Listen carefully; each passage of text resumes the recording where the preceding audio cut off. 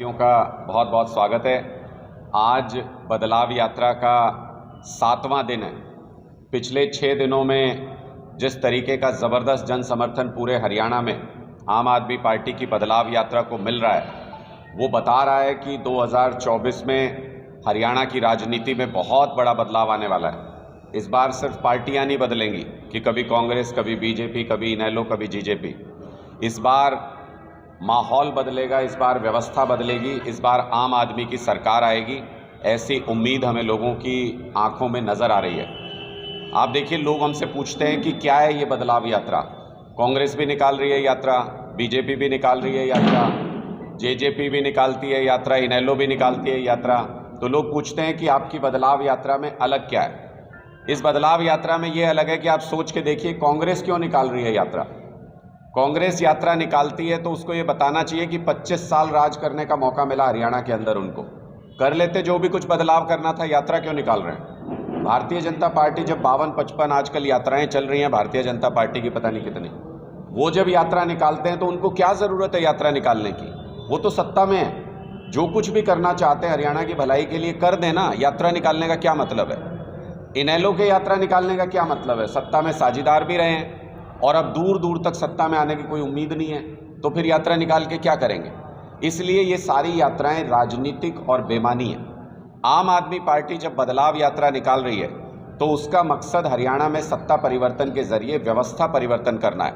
57 साल में जो स्कूल अच्छे नहीं हो पाए उनको अच्छा बनाना है, जो अस्पतालों में व्यवस्था अच्छी नहीं हो पाई उनको अच्छा बनाना है, युवाओं को रोजगार देना है, महिलाओं को सुरक्षा देनी है, किसानों को उनका हक देना है, किसानों को उनकी फसल का सही दाम और मुआवजा देना है। ये सारी समस्याएं जस की तस है। कर्मचारियों की समस्या अपनी जगह पर, आजकल आप देख रहे हैं डॉक्टर स्ट्राइक पे हैं। हरियाणा को हड़ताल प्रदेश बना दिया 9 साल के अंदर भारतीय जनता पार्टी ने। इस माहौल को परिवर्तित करके खुशनुमा माहौल बनाना है, जैसा दिल्ली और पंजाब में लोग उत्साह के साथ अपनी सरकार के साथ मिलकर प्रदेश को आगे बढ़ाने का काम कर रहे हैं, वैसा माहौल हरियाणा के अंदर भी बन जाए, इसके लिए बदलाव यात्रा निकाल रहे हैं। और पूरे प्रदेश में ज़बरदस्त जन समर्थन इस बदलाव यात्रा को मिल रहा है।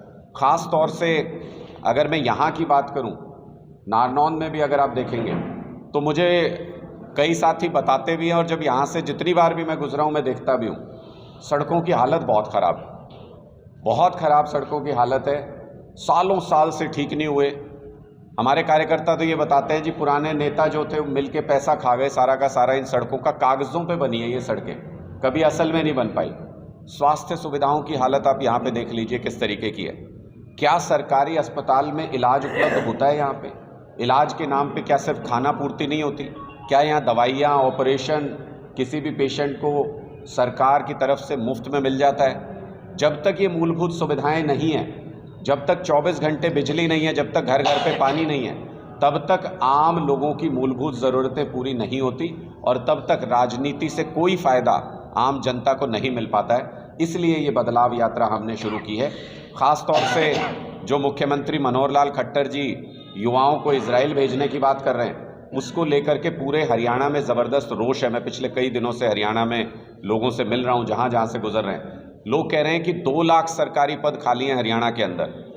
वो सरकारी पद पे युवाओं को नौकरी नहीं दे रही है बीजेपी की सरकार, लेकिन इजराइल भेज रहे हैं हमारे युवाओं को। कह रहे हैं 10,000 युवाओं को इजराइल भेजेंगे, जहां से पूरी दुनिया के लोग नौकरी छोड़ छोड़ के चले गए, क्योंकि वहां युद्ध चल रहा है। हमारे युवाओं को युद्ध की आग में झोंकना चाहती है खट्टर सरकार, मरवाने के लिए युद्ध में भेजना चाहते हैं। इसकी जितनी निंदा की जाए उतनी कम है। 10,000 नौकरी इजराइल में देने की बजाय खट्टर साहब को 2 लाख सरकारी रोजगार तुरंत निकालने चाहिए, उन पर तुरंत भर्ती करनी चाहिए। ऐसी कामना लेकर के हम बदलाव यात्रा पर निकलें, और लोगों का खूब जन समर्थन इसमें हमको मिल रहा है। आपको कोई सवाल पूछना है तो आप पूछ सकते हैं। टाटा साहब, 2 प्रदेशों में आपकी सरकार है, 2 प्रदेशों में कितना रोजगार दिया अभी तक? देखिए, पंजाब में हमारी सरकार आने के बाद से हमने 40,000 से ज़्यादा, एग्जैक्ट कहें तो 42,000 सरकारी नौकरी अभी तक हम पंजाब में दे चुके हैं। हरियाणा में जहां 40 पेपर लीक हुए हैं बीजेपी सरकार के दौरान, पंजाब में कोई पेपर लीक नहीं हुआ।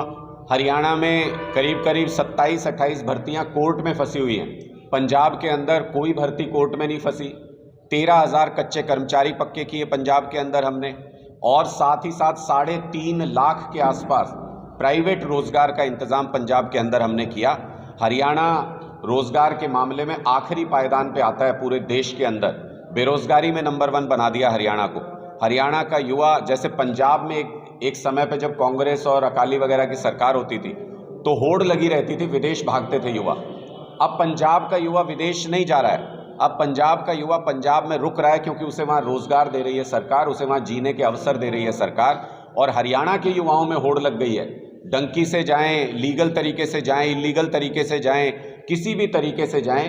कल मेरे एक जानकार हैं, उनका फ़ोन आया कि उनके बेटे की 3 दिन पहले कनाडा में एक एक्सीडेंट में मृत्यु हो गई। जो वहाँ पे गया हुआ उनका युवा बेटा, उसकी मृत्यु हो गई और वो रो रहे थे फ़ोन के ऊपर। वो कह रहे थे किसी तरह से अगर उसका पार्थिव शरीर वापस आ जाए तो मैं उसको अग्नि दे पाऊँ अपने हाथों से।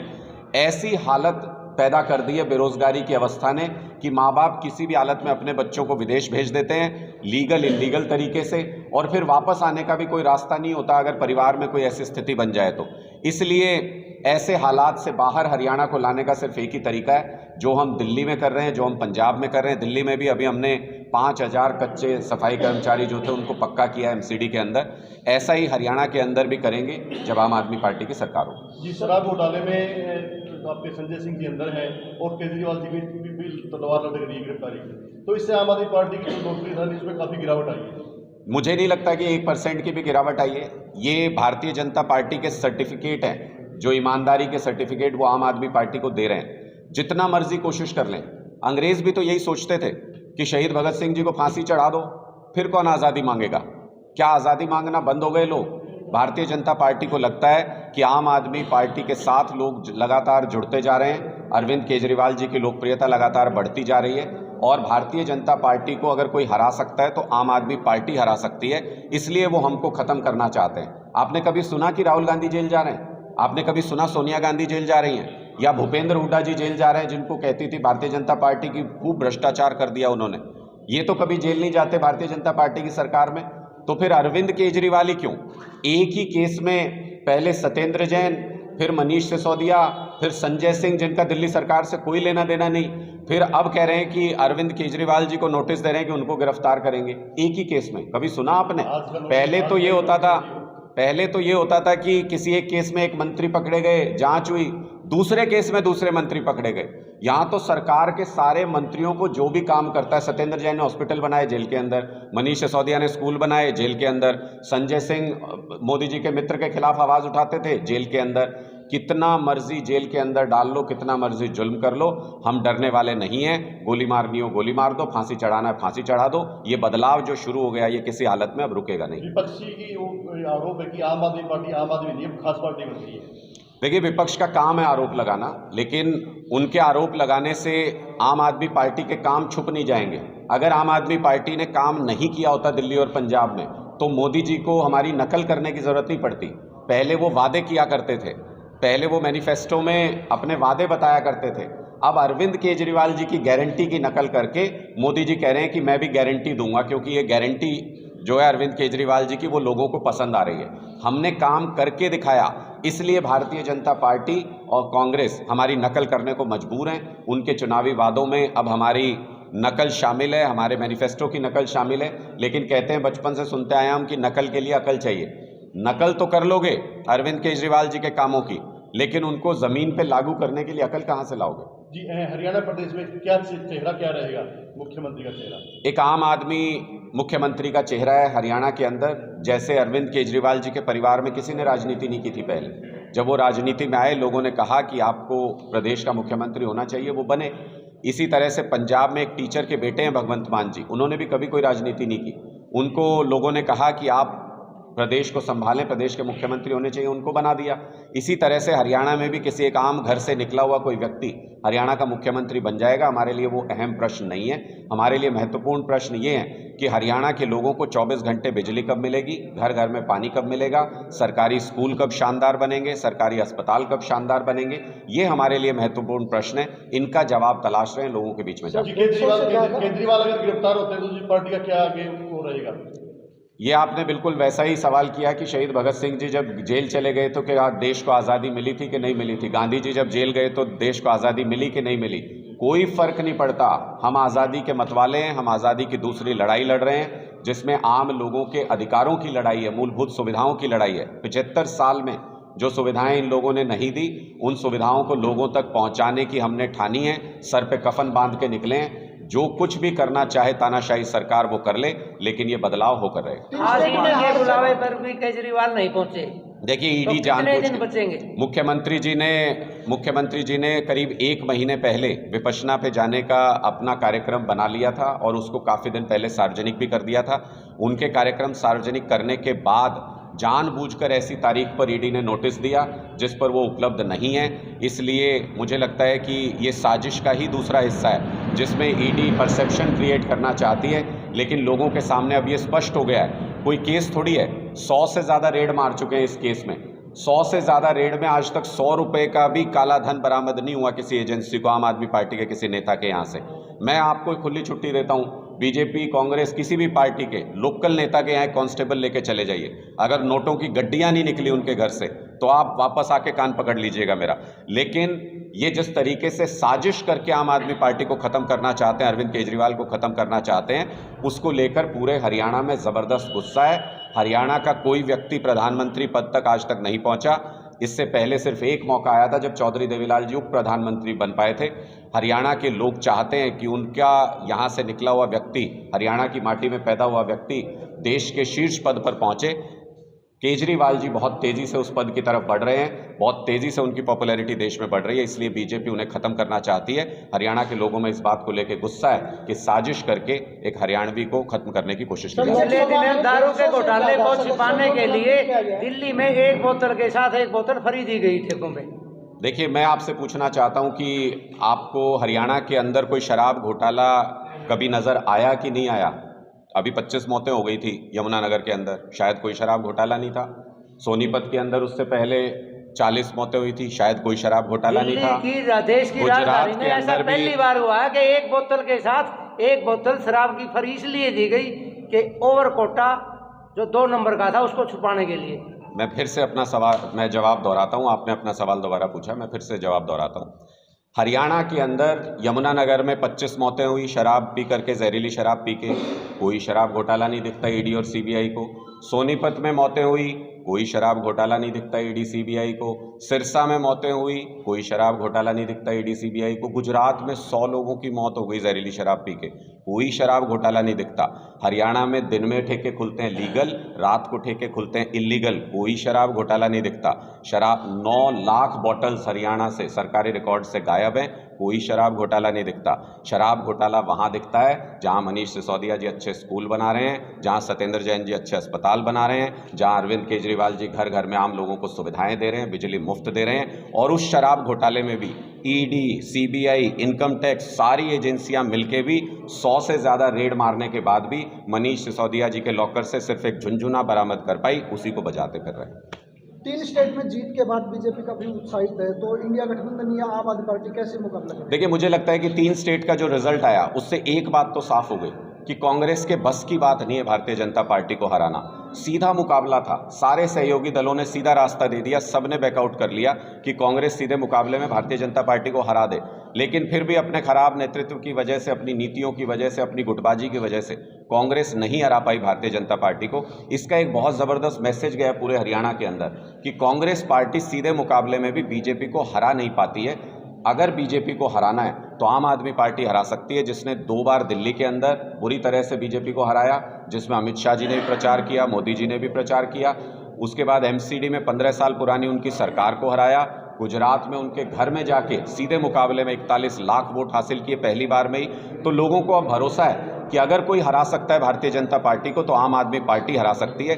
इसलिए हरियाणा में जो भी लोग भारतीय जनता पार्टी को हराना चाहते हैं वो सब अब तेजी से आम आदमी पार्टी के साथ जुड़ रहे हैं। अन्य पार्टियों को जिन उम्मीदवारों से टिकट नहीं मिली तो वो आम आदमी में आएंगे, तो मतलब इसमें आम आदमी में और अन्य में क्या मतलब विश्वास रह जाएगा?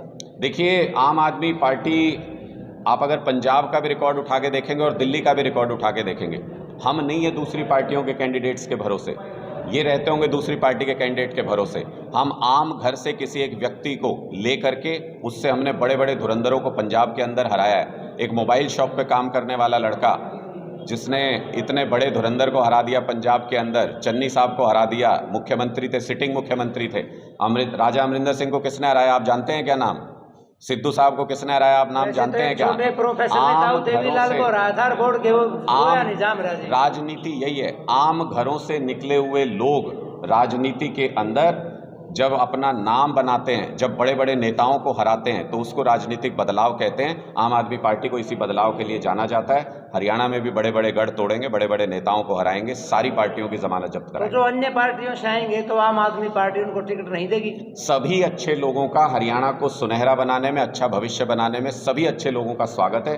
मैं तो आमंत्रित करता हूँ, जेजेपी छोड़िए, बीजेपी छोड़िए, कांग्रेस छोड़िए, कुछ नहीं रखा इन पुरानी राजनीतिक पार्टियों में। 57 साल हो गए इनके साथ धक्के खाते हुए। आपको आम आदमी पार्टी के साथ जुड़िए, एक नया इतिहास रचेंगे, एक नया हरियाणा बनाएंगे। सर, लोकसभा से 150 सांसदों को निलंबित किया गया, उस पर क्या कहें? ये तानाशाही है मोदी सरकार की। मुझे लगता है लोकतंत्र में अगर आप संसद में सवाल पूछने, आवाज़ उठाने के लिए बाहर निकालेंगे किसी को, आजकल मोदी साहब, मोदी सरकार कर क्या रही है? सीईसी के अंदर उन्होंने अपनी कठपुतली बिठाने का इंतज़ाम कर दिया। ऐसा कानून बना दिया कि अगर संबित पात्रा को भी कल को मोदी जी बनाना चाहें चुनाव आयुक्त, तो संबित पात्रा को भी बना सकते हैं। फिर आप ही सोचिए चुनाव कैसे हुआ करेंगे जब संबित पात्रा अगर मान लो चुनाव आयुक्त बन जाएं कल को। उसके बाद आप देखिए कि सुप्रीम कोर्ट के चीफ जस्टिस को उस कमेटी से बाहर कर दिया, सुप्रीम कोर्ट के फैसले को भी नहीं मानते हैं। अगर कोई सांसद आवाज़ उठाता है उसकी सदस्यता चली जाती है। 100-150 सांसदों को निलंबित कर देते हैं संसद से, तो फिर लोकतंत्र के मंदिर की रक्षा कैसे हो पाएगी? और जब लोकतंत्र के मंदिर पर हमला होता है तो आप देखिए दोनों बार जब संसद पे हमला हुआ, दोनों बार भारतीय जनता पार्टी की सरकार थी।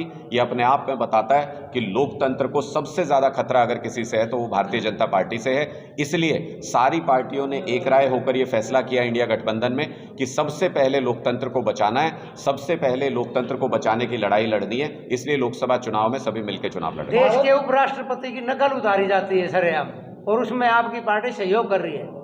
नहीं, हमने तो कोई सहयोग उसमें नहीं किया है, लेकिन मैं आपसे पूछना चाहता हूं, जिसको जातिगत रंग दिया जा रहा है, देश के उपराष्ट्रपति जिसको जातिगत रंग देने की कोशिश कर रहे हैं, वो कहाँ थे जब उसी समुदाय की एक बेटी जंतर मंतर के ऊपर, एक पहलवान बेटी बैठी हुई थी और उसका अपमान हो रहा था, उनको घसीटा जा रहा था सड़कों के ऊपर, तब उनको अपना समाज याद नहीं आया? वो कहाँ थे जब 700 से ज़्यादा शहादत हो गई, उन्हीं के समाज के लोग थे, तब उनको अपना समाज याद नहीं आया? वो कहाँ थे जब संदीप सिंह ने उन्हीं के समाज की बेटी के साथ गलत हरकत की थी, तब उनको अपना समाज याद नहीं आया? इसलिए समाज के पीछे छुपना बंद करें, जो जैसा करेगा वैसा भरेगा। सर, भारत विकसित यात्रा को लेकर क्या सोचें? मैं तो आपसे, मैंने शुरू में ही कहा, ये भारत विकसित यात्रा है क्या? 9 साल से केंद्र में सरकार चला रहे हो, 9 साल से हरियाणा में सरकार चला रहे हो। विकसित करना है तो करो ना, ड्रामा क्यों कर रहे हैं? विकसित क्यों नहीं करते? विकसित कैसे होगा? किसी विकसित देश में जाके देखिए, विकसित देश में स्कूल फ्री होते हैं, विकसित देश में अस्पताल फ्री होते हैं। यहाँ पे मोदी जी कहते हैं अगर बीमार हो गए तो 5 लाख रुपए के अंदर अपना खर्चा निपटा लेना, उसके ऊपर गया तो मैं जिम्मेदार नहीं हूँ। अगर बीमारी आएगी तो पूछ के आएगी क्या मोदी जी की 5 लाख के अंदर निपट जाना है मुझे? तो ये विकसित भारत संकल्प यात्रा कुछ नहीं, पॉलिटिकल ड्रामा है। जब आप सरकार में होते हैं तब आपको काम करना चाहिए, काम के जरिए ये बताना चाहिए कि हम ये कर रहे हैं, जिससे लोगों को विश्वास बने। इन यात्राओं का मतलब जब आप विपक्ष में होते हैं, जब आप जनता के सामने अपने वादे रखना चाहते हैं, तब यात्रा करें तो समझ में आता है। ये विकसित भारत संकल्प यात्रा एक पॉलिटिकल ड्रामा है जो 2047 का एक ड्रीम दिखाने की कोशिश कर रहे हैं। जो आज भारत जिस जगह पे खड़ा है, आज भारत के अंदर बेरोजगारी की जो हालत है, आज भारत के अंदर एक आम आदमी का जीवन जैसे दूभर हो गया है, उसके बारे में चर्चा करने के लिए कोई यात्रा निकालनी चाहिए बीजेपी। इंडिया गठबंधन में आपकी प्यार के साथ आपकी क्या हिस्सेदारी रहेगी? इंडिया गठबंधन में मैंने बहुत स्पष्ट तौर पे कहा, ये एक तानाशाही के खिलाफ बनाया गया गठबंधन है, क्योंकि जब लोकतंत्र रहेगा, जब चुनाव होंगे, तभी पॉलिटिकल पार्टियां होंगी और तभी आपके पास भी वो अधिकार रहेगा कि आप अच्छी और बुरी पॉलिटिकल पार्टी के बीच में से किसी एक को चुन सकते हैं। अगर लोकतंत्र खत्म हो गया तो फिर वो चुनाव का आपके पास जो अधिकार है वो खत्म हो जाएगा और फिर कितना मर्जी भ्रष्टाचार हो, आप कुछ नहीं कर पाएंगे उसमें। इसलिए लोकतंत्र को बचाने की लड़ाई में सब पार्टियों ने ये कहा कि हमारी पहली प्राथमिकता लोकतंत्र को बचाना है। इसलिए सारी पॉलिटिकल पार्टियां एकजुट होकर के इंडिया गठबंधन के तहत चुनाव लड़ रही हैं लोकसभा का। मुझे पूरा विश्वास है भारत जुड़ेगा और इंडिया जीतेगा।